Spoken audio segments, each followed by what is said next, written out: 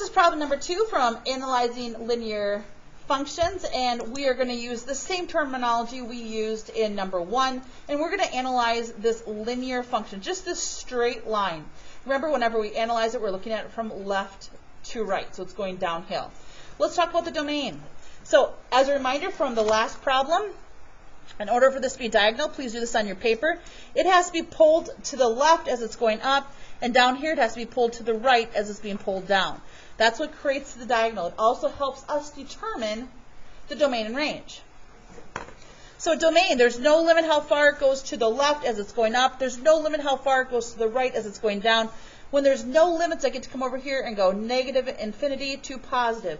Does it matter that the negative goes first? Absolutely. The negative has to go before the positive. Also, does it matter that they're both parentheses and not brackets? Yes. Brackets means we're including, we can touch a number. You can't touch an infinity symbol. It's not an actual number. It represents an ongoing pattern in one direction. Range, there's no limit how high it goes, and there's no limit how low it goes. Remember, the negative must go first and positive second. At this time, go to your paper. Please put your smiley faces up or smiley faces down based on your personal understanding. Remember, for increasing, decreasing, and constant intervals, there's 3 things we have to remember. First, we will always use parentheses, always, every single time. Second, we're going to analyze it in terms of the x values and look back. The last thing we have to remember is we have to look at it from left to right. So I'm going to make parentheses right away, guys. I'm going to make parentheses right away. No brackets, with increasing, decreasing, or constant, even though I don't see constant in this particular problem. So, from left to right, Eddie, thank you for letting me use you as an example. This is really steep. Eddie, have you ever skateboarded? I would think so too. Okay. So, but Eddie's going to try. Good luck, Eddie. So here we go. That's Eddie. Okay? He's skateboarding. Now, that almost looks like a sled, doesn't it? Anyways, from left to right, he's going in which direction? He is going down. So this is decreasing. This entire thing is decreasing. There is no increasing. So I have a couple choices. I can say there's none. I can leave that empty, or I would accept NA. There is none.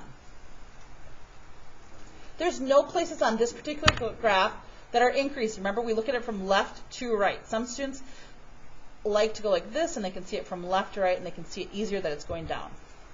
Decreasing, the entire graph is decreasing. So in terms of x values, from the far left to the far right, it's decreasing. So negative infinity to positive.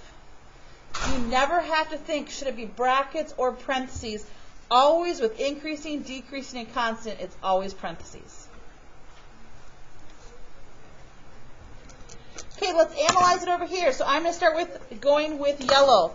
I make this really big yellow oval to the far left-hand side. Let's imagine we could extend that upwards and extend it downwards. We know eventually that this line would cross into this area if we could send it up. And when it intercepted this area and you had to define what's happening, you'd say, okay, this line is headed which way? What would you say when it crosses into this area? You'd say it's headed up. How do we write up? We do positive infinity. Okay, let me draw another one over here.